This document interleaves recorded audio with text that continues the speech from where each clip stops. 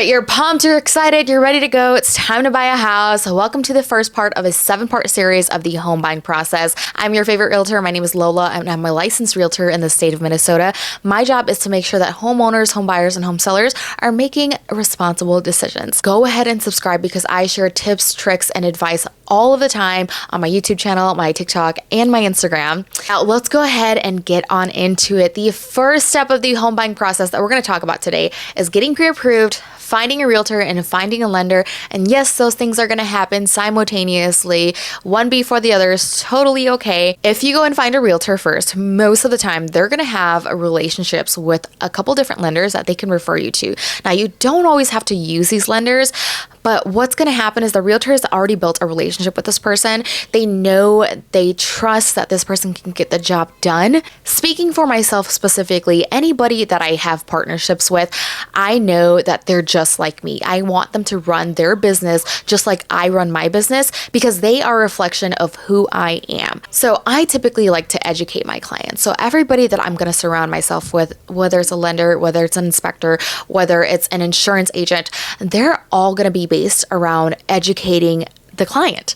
And vice versa, if you go and find a loan officer first and you're not able to find a realtor, you don't have anybody in mind, that lender is probably going to have relationships with certain realtors that they trust and they know can get the job done. So what I recommend when you're going through this process is to interview 2 or 3 of each just to make sure that you know they are the right fit. What you'll also want to do when looking for lenders is you want to see what different programs they have available to you. If you need down payment assistance, if there's a specific program that you're looking for, you want to make sure that lender has those programs available to you. You'll also want to get what's called a fee worksheet from each of those lenders that will allow you to compare the fees, the rates, everything that's going to be charged to you so you can actually see where you're getting a good deal and where you're not. Let's switch gears a little bit and talk about getting pre-approved. So what is a pre-approval? What is a pre-qualification versus a pre-approval? When you get a pre-qualification, most of the time you can get that anywhere. And what's going to happen when you go and get pre-qualified is you're going to put in things like your income, your credit score, what debt you have. It'll ask you a couple questions and then it'll spit out a number at you based off of the information that you've input. There's no underwriting. They're going to give you a number solely based off of what you've told them. Now, a pre-approval is going to differ from that because a loan officer is actually going to collect documents from you. They're going to look at bank statements, W-2s, tax returns. They're going to pull your credit.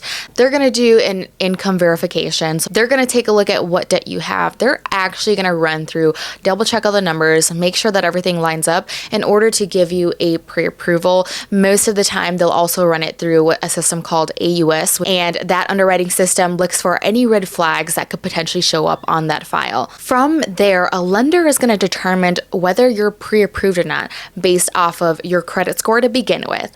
Typically, you want to have a credit score of 620 or higher. Now, there are lenders out there who will work with a 588 credit score. I've heard of buyers getting approved for even a 500 credit score. Now, what you need to know about that is the higher your credit score, the more in control of the transaction you're going to be. Now, if you're buying a house with a 500 credit score, honestly, you better be prepared to come up with 20% down, or you better be prepared to have a really crappy rate. So typically we recommend the 620 minimum, 650 in my state if you want to get access to the down payment assistance programs. Now, if they decide, hey, your credit score is good enough for a pre-approval, what they're also going to look at is they're going to look at your debt to income ratio, and that's going to determine the amount that they're going to be able to give you. Now, depending on what loan type you have, they're going to be able to use anywhere from 45 to 55% debt to income.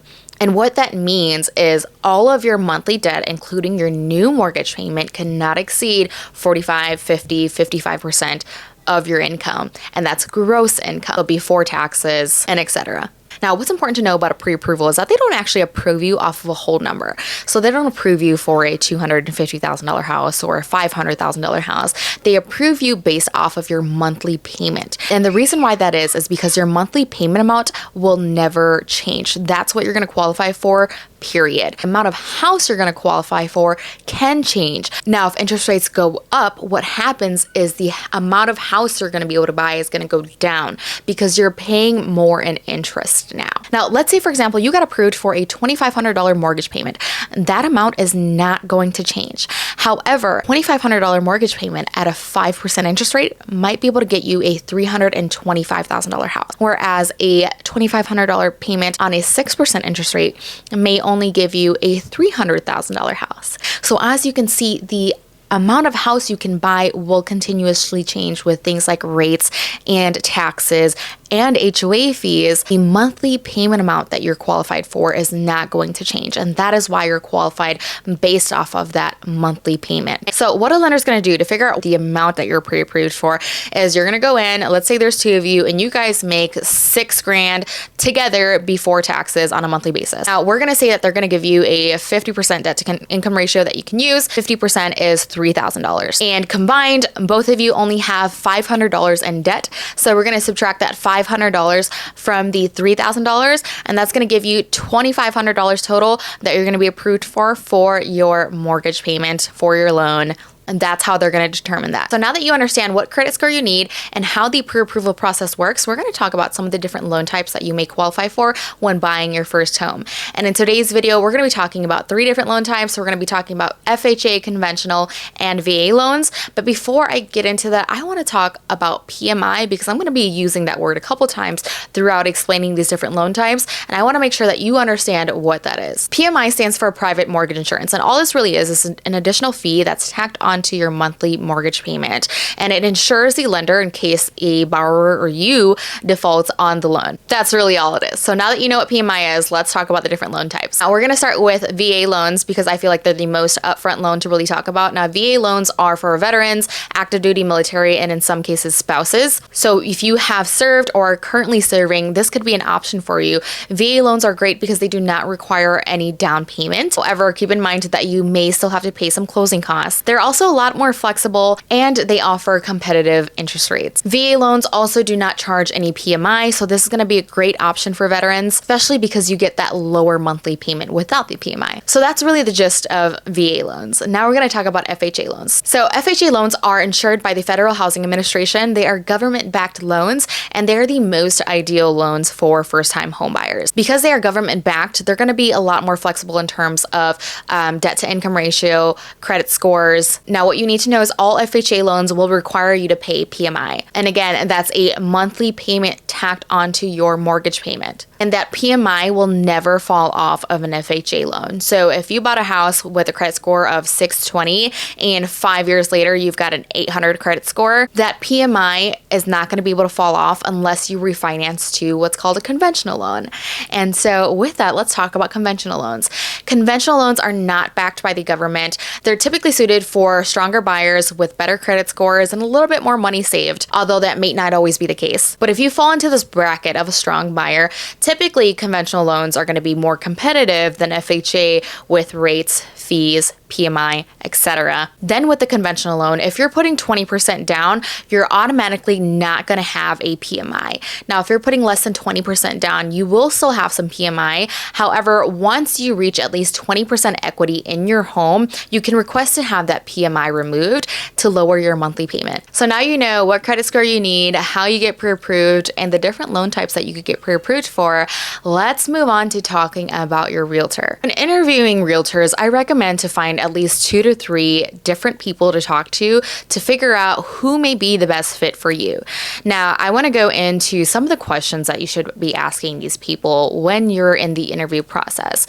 My biggest tip is to get those realtors on the phone, and I cannot stress this enough.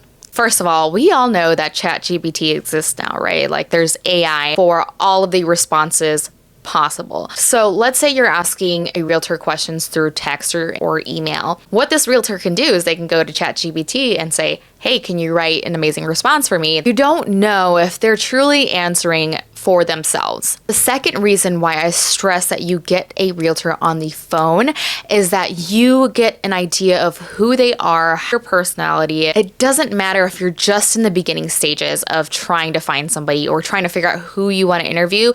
Now, questions to ask when actually interviewing realtors, it's not going to be how long have you been in the business? How many transactions do you do? Because honestly, at the end of the day, neither of those things matter. Even if they're brand new, they may take you way further than somebody that's been in the business for 40 years, that does this every single day, that is on autopilot all day, every day. No hate against our veteran agents. Just don't discredit anybody based off of how long they've been in the business. So some questions that are actually going to be important for you to ask is, one, how do you handle negotiations? This is going to allow you to actually see how somebody negotiates a deal for you. It's going to tell you whether they're a hard hitter, whether they've got some tricks up their sleeve. The second question is, do you have a team behind you, or are you working by yourself? Am I going to be working solely with you?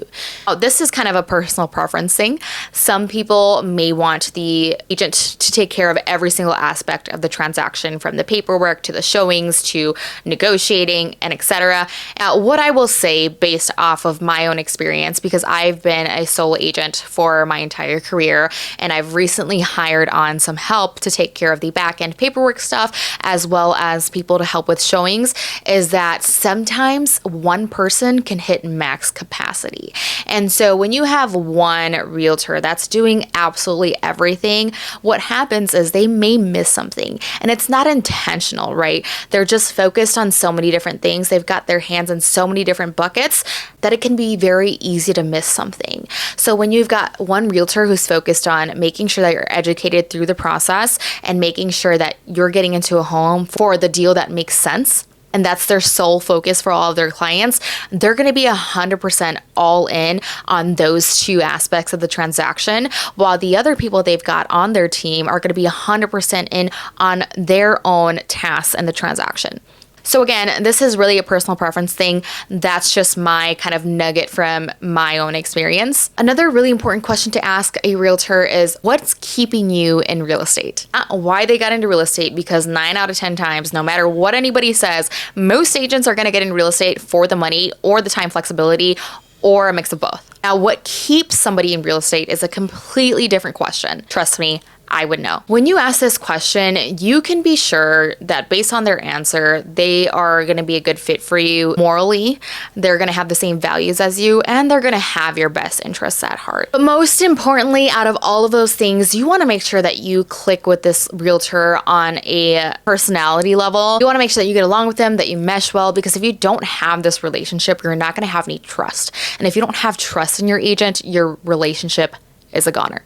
Because you're always going to be looking over to your cousin that's also a realtor that you didn't use and asking them questions, or you're going to be in Facebook threads or Reddit threads reading, is my realtor telling me the right things? Am I making the right decisions? So find somebody that you trust, that you know is going to guide you, that's going to give you the right information.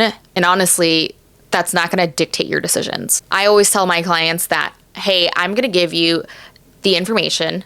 I'm going to give you the pros, the cons, the risks, the rewards, and then I'm going to give you the options.